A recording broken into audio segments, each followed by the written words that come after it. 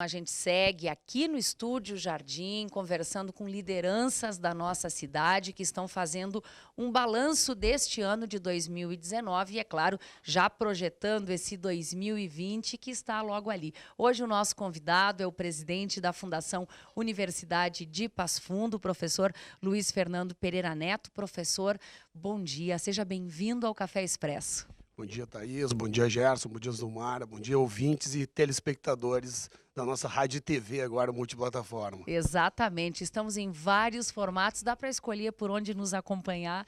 Professor, a gente quer começar lhe perguntando que palavras definem esse ano de 2019 em que você assumiu a presidência da Fundação. Bom, eu imagino que comece com um grande desafio, né, porque nós assumimos em julho, então o balanço na prática na Fundação é de um semestre, não exatamente de um ano, apesar de a reitoria, ao menos dentro da universidade, já ter assumido, se computarmos até o final do ano, de um ano e meio.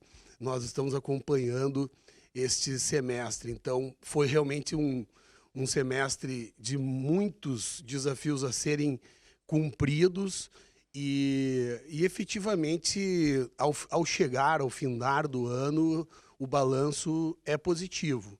É positivo sobre o ponto de vista de que a Fundação, para que se compreenda, ela é a mantenedora de todas as nossas mantidas, entre as quais a universidade, que é responsável por mais de 90% da arrecadação total, né, da Fundação. Mas há outras mantidas importantes também, que eu destacaria, por exemplo, foram os 30 anos do integrado, o nosso sistema de ensino integrado que neste ano fez aniversário e de 3 décadas com muita qualidade entre as principais escolas da região, né, com destaque também para toda a forma com que nós conduzimos o próprio complexo de radiodifusão, que nós estamos aqui falando agora. Quer dizer, muitos desafios, e principalmente vinculados também ao campo patrimonial. Acho que temos que destacar isso, que nós avançamos muito neste semestre e queremos avançar e avançaremos em 2020, porque efetivamente a Fundação ela é proprietária hoje de vários imóveis, não só no município de Passo Fundo, mas em todos os municípios em que nós somos sede. Ou seja, estamos com os nossos campos, com as nossas extensões. E, ao nosso ver, hoje, no mundo pós-moderno, a questão de desenvolvimento urbano ela é fundamental, porque percebam, por exemplo, aqui mesmo onde nós estamos, próximo ao bairro São José, no passado nós estávamos longe do centro da cidade. Hoje a universidade ela está abraçada por todo o campo urbano, né? Um terreno urbano, ou seja, vários loteamentos, várias moradias, comércios, enfim, ao redor.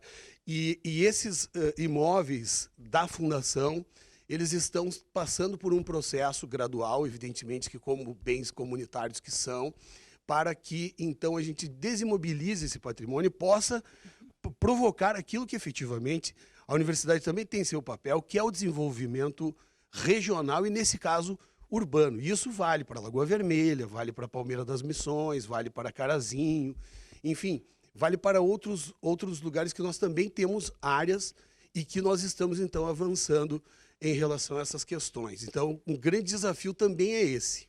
Professor Luiz Fernando, você citou há pouco a gestão da reitora, a professora Bernadette, já somando 1 ano e meio, de forma muito próxima. A Fundação, junto com a reitoria, vem reestruturando a Universidade de Passo Fundo para enfrentar novos cenários. Cenários de crescimento, de inovação, é uma espécie de reorganização da universidade. Perfeito, Thaís. O terceiro setor ele tem passado por grandes mudanças, na realidade, há alguns anos.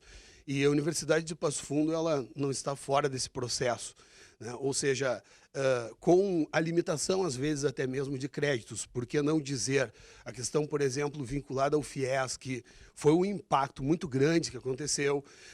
Eu destacaria também como Um cenário que nos apresentou muito nebuloso esse ano foi a PEC 133, que ameaçava a retirada da filantropia também das instituições educacionais, que, diga-se de passagem, não saiu completamente do horizonte, mas ao menos se afastou um pouco essa ideia, né? Isso tudo leva a desafios, por exemplo, em avançar com relação ao estudo ao EAD, né? Ou seja, o ensino à distância, a criação de polos. Quer dizer, o terceiro setor ele tem passado efetivamente a educação superior por dificuldades no Brasil. Essa que é a verdade, em relação ao incentivo, principalmente governamental. Então, as instituições elas têm que se amoldar a isso também, a esse tipo de dificuldade, e isso impõe efetivamente uma reestruturação. Como qualquer outra empresa, há que se fazer reestruturações. É isso que a universidade tem feito, né? E com muito sucesso, por sinal, porque, afinal de contas, a universidade ela tem que continuar com o seu papel, com a sua missão, que efetivamente é provocar o desenvolvimento humano. Professor, quais serão suas prioridades como presidente da Fundação nesse ano que está prestes a começar? Bem, 2020 se avizinha como um ano de perspectivas muito mais favoráveis, me parece, porque, afinal, ao menos o mercado dá sinais, depois de algum tempo de estagnação, de que possa também melhorar, né?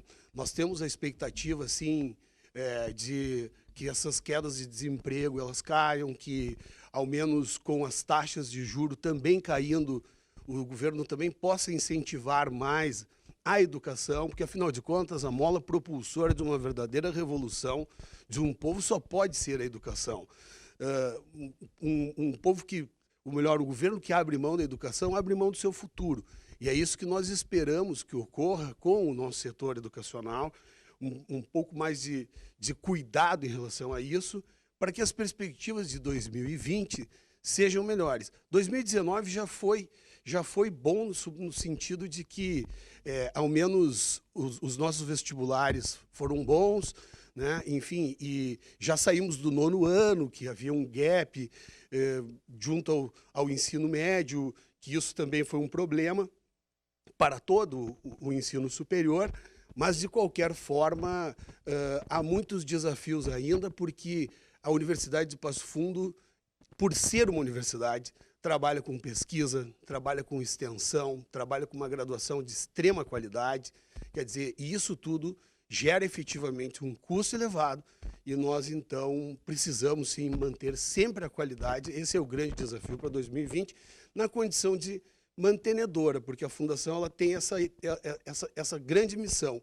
de incentivar as suas mantidas para que nós, então, continuemos, como eu disse, com a nossa missão. Professor, só para fechar aqui rapidinho, a educação é o que faz a diferença em uma cidade, em uma região, em um país. No seu caso, por exemplo, um advogado criminalista, hoje você faz doutorado na área do direito.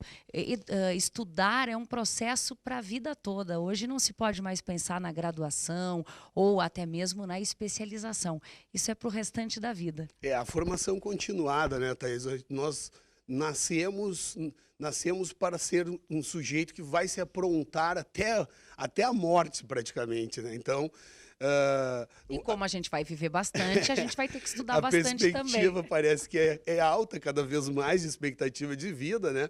Então, isso nos dá condições de estudar muito. Mas o fato é que hoje realmente há muitos, inclusive dentro da universidade, há muitos programas nossos. Hoje são 23 programas que nós temos, entre mestrados e doutorados, agora com ainda 2 doutorados novos se aproximando, sendo autorizados, um deles, inclusive, já praticamente autorizado, que é na área de matemática, e outro a caminho do direito.